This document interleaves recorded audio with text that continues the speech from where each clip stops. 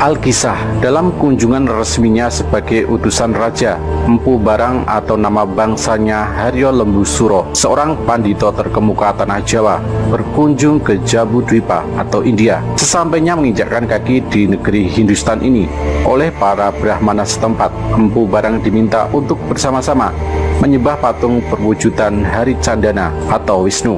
Namun dengan kehalusan sikap manusia Jawa, Empu Barang menyatakan bahwa sebagai pandito Jawa, dia tidak bisa menyembah patung.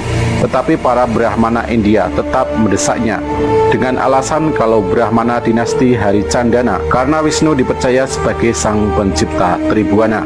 Dengan setengah memaksa, Empu Barang diminta duduk. Namun sewaktu kaki Empu Barang menyentuh tanah, tiba-tiba bumi bergoyang. Tidak disebutkan berapa kekuatan goyangan dalam skala Richter. Yang jelas saking hebatnya goyangan tersebut, patung tersebut hingga retak-retak. Memang menurut tata cara Jawa, penyembahan kepada sang penguasa hidup itu bukan patung, tetapi lewat rasa sejati, sehingga hubungan kawula dengan Gusti menjadi serasi. Itulah jumbuhing kawula dumateng Gusti. Orang Jawa melakukan puja-puji penyembahan kepada Gustinya langsung dari batinnya. Maka itu dalam perkembangannya disebut aliran kebatinan, atau perkembangan selanjutnya dikenal dengan istilah kejawen karena bersumber dari Jawa. Bagi orang Jawa, tentang cerita waktu bumi Jawa belum dihuni manusia, telah dihuni oleh golongan dewa-dewi dan makhluk halus lainnya. Dan salah satu putra Sang Hyang Jagat Girinata, yaitu Batara Wisnu, turun ke Arcapada, kawin dengan Pratiwi atau Dewi Bumi. Dalam pemahaman kejawen, hal itu disikapi dengan terjemahan kalau Wisnu itu artinya urip atau hidup, pemelihara kehidupan. Jadi awalnya adanya kehidupan manusia di bumi atas izin sang penguasa jagat, dewa perlambang sukma. Manusia perlambang raga, begitulah hidup manusia, raganya bisa rusak, namun sukmanya tetap hidup langgeng.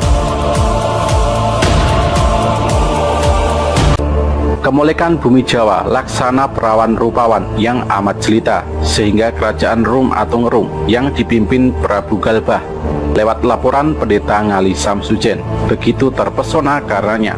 Maka diutuslah dutanya yang pertama yang bernama Hadipati Alip.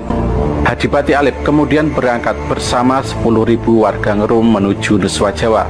Mereka dalam waktu singkat meninggal terkena wabah penyakit, tak tersisa seorang pun.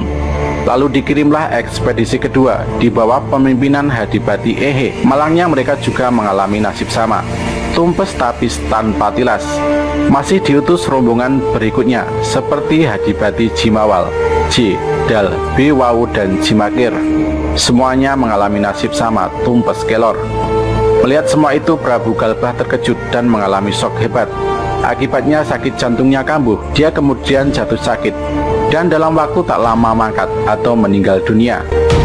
Pendeta Ngali Samsujen merasa bersalah karena nasihatnya menimbulkan malapetaka ini terjadi.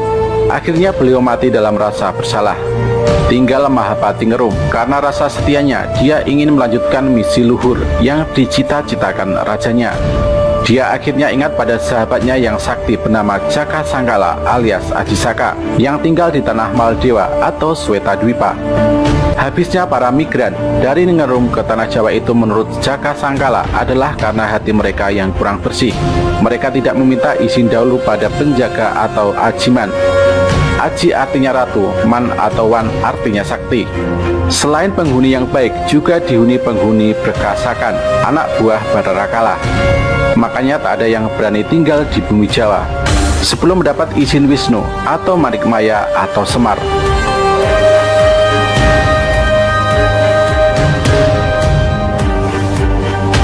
Akhirnya Mahapati Ngerum diantar Ajisaka menemui Wisnu dan istrinya Dewi Sri Kembang.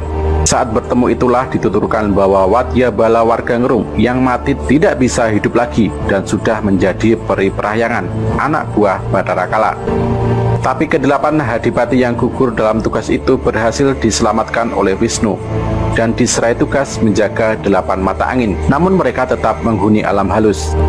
Atas izin Wisnu, Mahapati Ngerum dan Ajisaka berangkat ke tanah Jawa untuk menghadap Semar di Gunung Tidar. Tidar dari kata tidak, hati di dada, maksudnya adalah hidup. Supaya selamat oleh Wisnu, Mahapati Ngerum dan Ajisaka diberi sifat kandel berupa Rajah Kalacakra. agar terhindar dari wabah penyakit dan serangan anak buah Bathara Kala. Kisah di atas hanya merupakan gambaran bahwa ada makna yang tersirat di dalamnya. Wisnu dan Ajisaka itu Dwi Tunggal, bagaikan matahari dan sinarnya. Madu dan manisnya tak terpisahkan, loro-loro ning atunggal.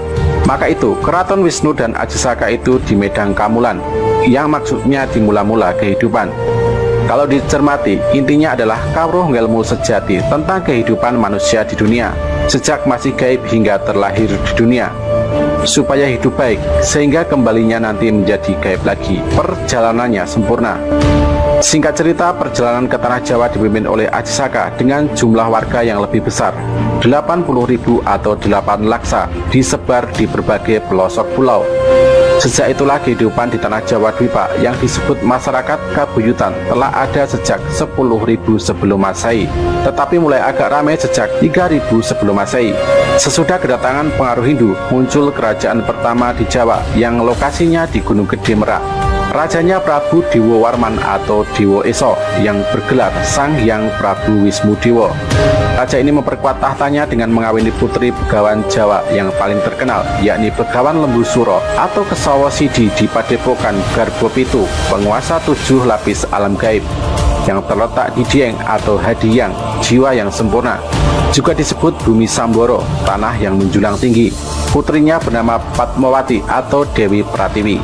Dari perkawinan campuran itulah lahirlah Raden Joko Pakukuhan yang kelak di kemudian hari menggantikan tahta ayahnya di kerajaan Jawa Dwipa atau Keraton Purwosarito dengan bergelar Sang Prabu Sri Mahapanggung.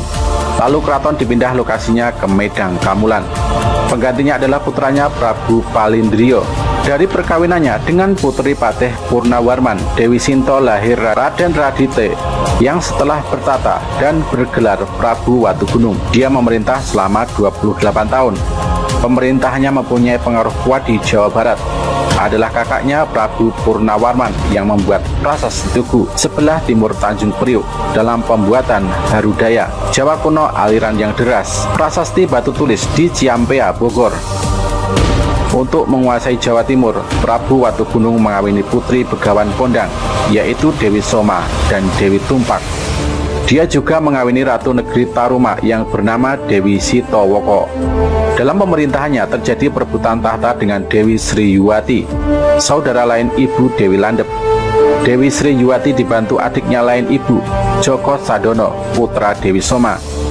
Akhirnya Prabu Watugunung berhasil dikalahkan dan Joko Sadono menggantikan tahtanya dengan gelar Prabu Wisnupati, permaisurinya Dewi Sri.